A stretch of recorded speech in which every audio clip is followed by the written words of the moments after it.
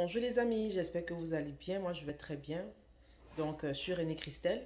Aujourd'hui, j'avais décidé qu'on parle des femmes qui souffrent dans leur foyer. Donc, je vais vous raconter une histoire que j'ai vécue, une histoire qui m'a beaucoup fait réfléchir, une histoire qui m'a beaucoup attristé. Donc, je gère un business en ligne, j'ai une boutique en ligne et je fais partie des affaires en Côte d'Ivoire. Et j'ai une cliente, une très bonne cliente. C'était une très bonne cliente parce que là, on a perdu le contact.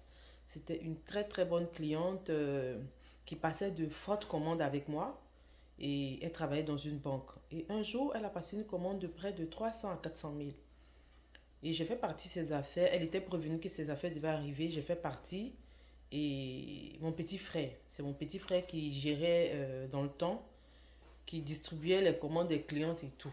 Et quand il a reçu les affaires, il a appelé pour lui dire que les affaires sont arrivées et tout. Elle a dit d'accord. Elle va l'appeler pour qu'il passe livrer à la banque. Et le soir, le téléphone de mon petit frère sonne, on va dire peut-être vers 21 h. Et c'est un monsieur qui appelle. Donc il décroche. Oui, bonjour et tout. Le monsieur lui dit, vous êtes qui? Il dit, je suis qui, comment? Que je suis moi, en fait. Je suis Abraham. Mon petit frère s'appelle Abraham. Que je suis Abraham. Il dit, ah d'accord. Mais vous vous permettez d'appeler ma femme? Il dit, j'ai appelé votre femme, que votre femme c'est qui?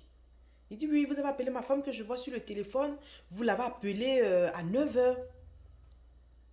Il dit, oui, j'ai appelé aujourd'hui, mais c'est les clients de ma soeur que j'ai appelé. Il dit, oui, oui, vous êtes où? Vous êtes à quel niveau?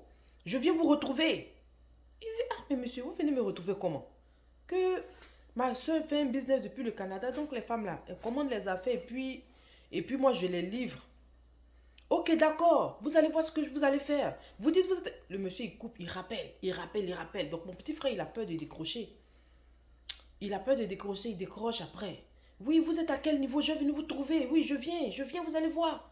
Hein, c'est vous qui savez appeler les femmes des gens et tout.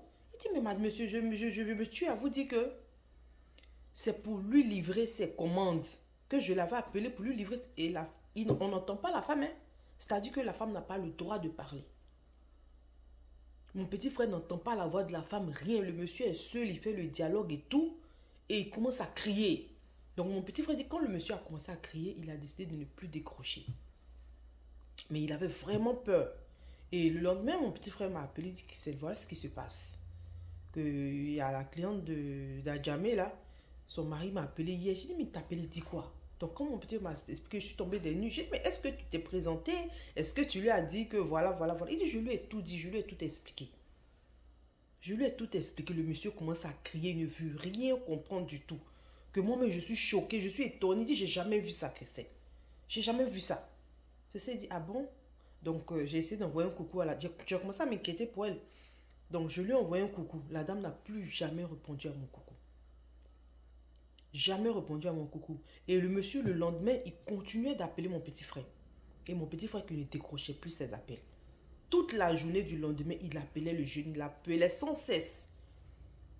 Et mon petit frère ne décrochait pas. Et c'est des jours après que la sœur de ma cliente qui est dans un autre quartier, c'est-à-dire à Yopougon, très loin, très très loin, appelle mon petit frère pour lui dire non qu'il peut la livrer. Donc ma cliente qui ne me répond plus, qui ne répond pas à mon coucou pour peut-être présenter ses excuses ou bien me dit quelque chose parce que moi je m'inquiétais vraiment pour elle. C'est sa soeur qui appelle mon petit frère et mon petit frère va jusqu'à très loin, très loin, très loin pour livrer sa soeur. Et quand il est arrivé, il a pris l'argent, il a donné les affaires et sa soeur qui était vraiment triste, qui a dit à mon petit frère que vraiment c'est difficile pour sa soeur. C'est difficile qu'ils ne savent pas ce que le monsieur a, mais il fait des crises pour rien, que sa soeur souffre. C'est difficile, que vraiment... il faut que mon petit frère comprenne quoi, que leur beau là, vraiment, il est bizarre. Et que sa soeur est coincée, elle ne peut pas le quitter, tout ça à cause de la famille, tout ça là, il y a eu le mariage, il y a eu la cola, il y a eu les. Et mon petit frère, quand il est quitté là-bas, il était vraiment triste. Il était triste, il dit, mais Chrissy, regarde ça. Moi, j'aurais jamais laissé ma soeur dans ça. Pourquoi? Qu'est-ce que la dame a fait? Elle a juste commandé des affaires. Pourquoi? Est-ce que c'est parce qu'il ne veut pas qu'elle commande des affaires? Elle travaille. Une femme qui travaille à la banque, Elle doit partir à la banque en pagne ou bien, je sais pas, en foulard. Elle a commandé des chemisiers, des trucs, des chemises Tommy bien. C'est pas des vêtements sexy et lui, il veut même pas. En fait, on sait même pas pourquoi il a fait ça. On sait pas. Parce que le jeune, il t'a parlé poliment, il t'a expliqué. À la limite, tu pouvais dire, bon, je viens avec ma femme récupérer les affaires pour voir, mais il voulait forcément faire la bagarre. Il voulait forcément crier et la femme n'avait même pas droit à la parole. Jusqu'à date, la dame ne m'a jamais, plus jamais écrit, plus jamais passé de commande avec moi.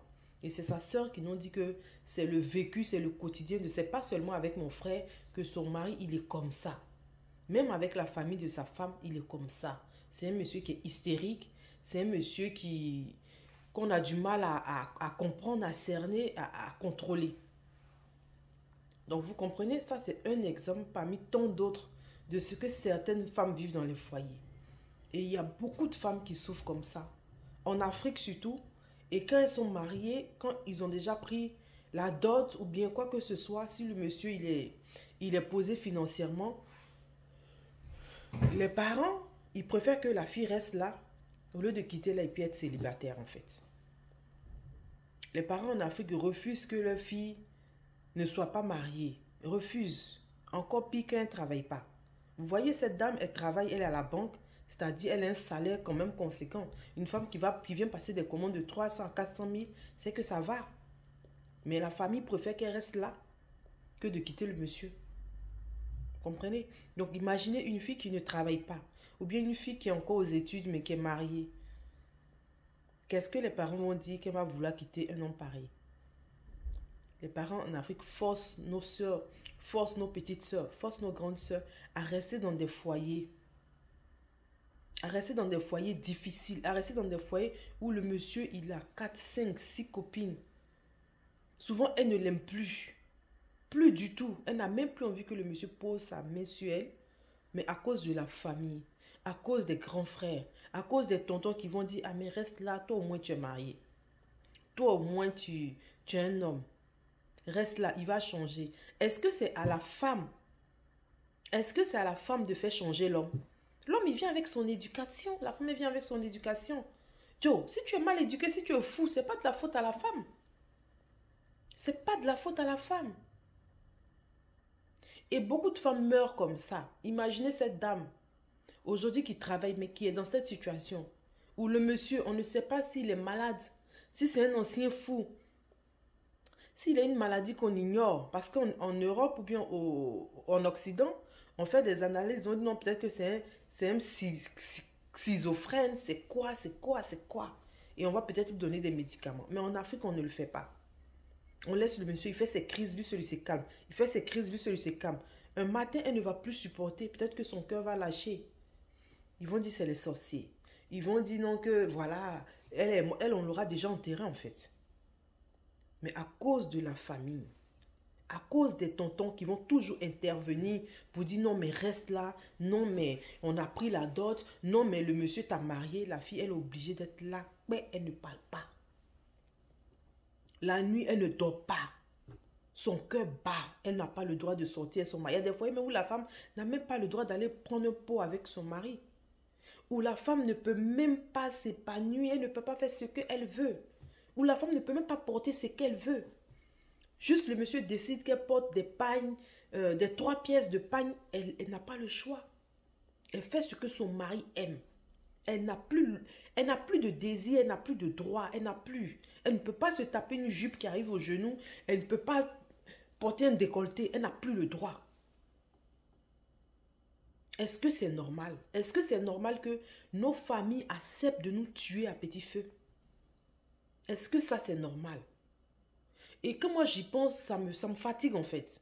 Ça me fatigue de penser que il y a des femmes qui sont peut-être à Gagnoa, à Taloa, aujourd'hui qui n'ont plus envie d'être certaines personnes, qui n'ont plus envie de se retrouver dans des foyers, mais parce qu'elles n'ont pas le choix. Elles n'ont pas le choix. Nous, Dieu nous a fait la grâce d'avoir le choix, d'avoir du caractère. Et à un moment donné, de dire non, ça va, moi je ne peux plus, je m'en vais, je m'en fous. Ma vie ne dépend pas de ma famille, ma vie ne dépend pas de mes amis, ma vie dépend de moi. Mais il y a des gens qui n'ont pas de choix.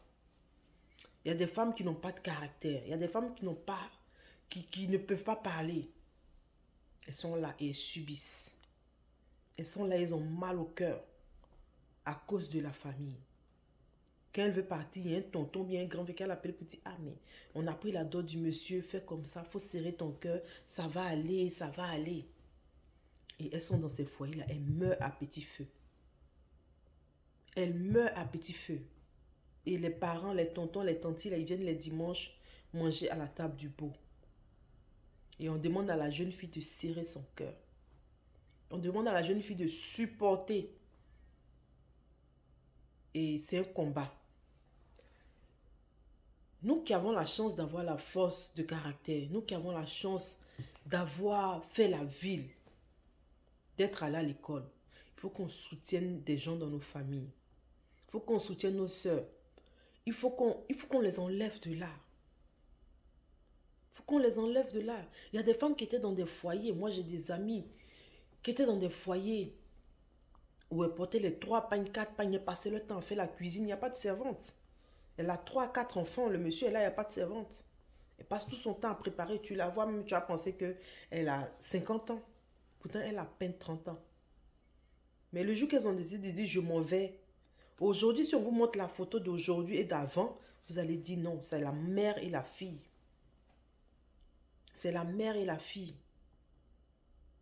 Être dans un foyer ne veut pas dire qu'on est forcément heureux. Être dans un foyer ne veut pas dire que si on quitte là, on ne va pas réussir. Il y a des filles qui ont quitté des foyers à 2 balles et aujourd'hui qui sont millionnaires. Parce qu'elles ont quitté, elles ont monté un business elles-mêmes. Elles sont allées petit à petit. Et aujourd'hui, là, elles sont heureuses, millionnaires.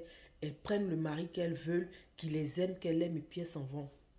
Donc, aidons nos familles. Ne laissons pas nos soeurs, nos cousines souffrir. Ne laissons pas. Ne disons pas non, il n'y a pas mari. Oh. Pourquoi il n'y a pas mari? Mais s'il n'y a pas mari, reste seul. S'il n'y a pas mari, reste seul. Mieux vaut être seul que d'être dans un foyer où tu n'as pas le choix. Ne pas avoir le choix, c'est de mourir à petit feu. Où tu n'as pas le choix, tu te dis, j'ai fait comment? Je ne supporte pas, oh mon Dieu, je ne supporte pas cette phrase. Je ne supporte pas cette expression. Je n'ai pas le choix, donc je suis là. Un homme doit toujours avoir le choix. Un homme doit toujours avoir le choix. Sauvons nos soeurs, aidons nos amis, aidons nos mamans. Aidons nos mamans. Souvent, la femme est fatiguée, mais elle ne sait même pas où partir. Elle ne sait pas. Elle n'a pas le droit de prendre des vacances. Elle n'a pas le droit de prendre des voyages. Elle n'a le droit à rien. Il faut qu'elle reste là, faire la cuisine. Monsieur, lui, va manger. Est-ce que c'est normal? Est-ce que c'est ce que la femme mérite? La femme qui donne vie. La femme qui doit partager sa joie de vivre avec ses enfants. Est-ce que c'est ce qu'elle mérite? Est-ce qu'elle doit toujours être triste? Est-ce qu'elle doit avoir le cœur meurtri? Non. Toute femme a droit au bonheur. Et ne laissez pas vos filles, vos nièces mourir dans des foyers. Parce que vous avez pris les dots. Non. Le mariage existe, le divorce existe. S'il n'y a plus d'amour, il faut laisser vos filles partir. Si elles ne sont pas heureuses, laissez-les, ramenez-les à la maison. Aidez-les à monter un petit business, même avec 50 000. On peut monter un petit business, une petite activité. Et vous allez voir que ces mêmes filles qui sont revenues à la maison, qui ont vu qu'elles étaient dans le feu, elles vont forcément vouloir réussir pour ne pas qu'on se moque d'elles. Et les 50 000 que vous allez leur donner pour monter une activité là, vous allez voir que ces 50 000 vont devenir des millions. C'est de ça qu'il s'agit. Aidez vos filles. Si vous voyez que vos filles ne sont pas heureuses, si vous sentez qu'il y a toujours des problèmes, ou bien le monsieur, oh, ce qui va me tuer, c'est quand le monsieur bat la femme. Il bat sa femme. Elle prend ses bagages, elle vient à la maison, les parents la ramènent. Des mois après, il la bat. Elle prend ses bagages, elle vient, les parents la ramènent. Ils vont essayer de parler avec le monsieur. Elle veut rester, elle ne veut pas rester. Elle en a marre, mais elle est obligée de rester. Parce que la famille a pris la dot. Parce qu'elle a la dignité de la famille. Parce qu'ils se sont mariés à des millions. Non. Même si on se marie à des centaines de milliers de millions, que ça ne marche pas, on ne se sait pas. Il faut sauver vos filles. Il faut leur donner le droit, il faut leur donner le choix de faire ce qu'elles veulent. La vie est courte, on ne vit qu'une seule fois. Donc si tu ne peux pas faire ce que tu veux pendant que tu en vis, c'est pas quand tu vas mourir que tu vas décider. Laissez le choix à vos enfants. Laissez le choix. Si ta fille est partie en mariage, qu'elle a fait 1 an, 2 ans, le père ou bien le frère a le droit de lui demander, est-ce que ça va?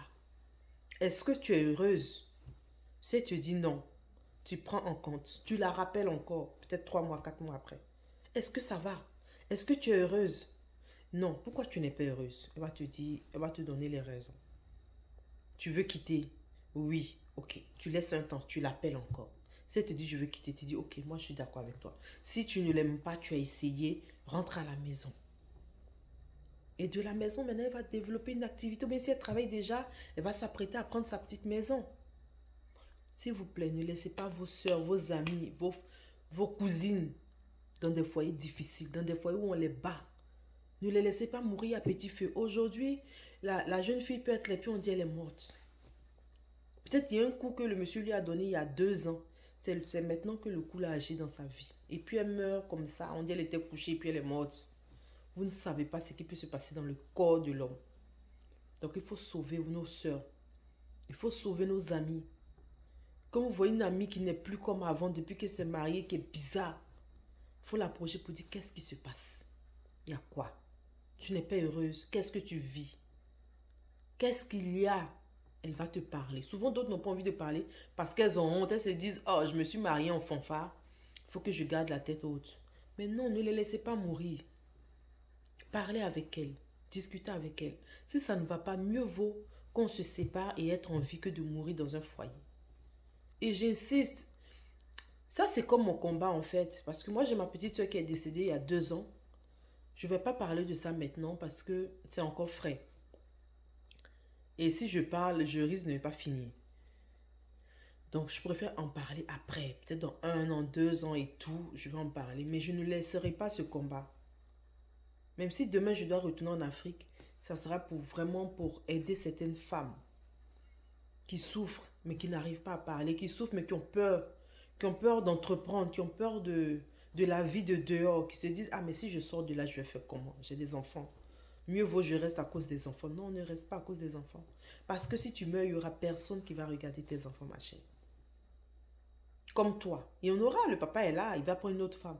Mais il n'y en aura jamais une femme qui prendra soin de tes enfants comme toi, même pas ta mère.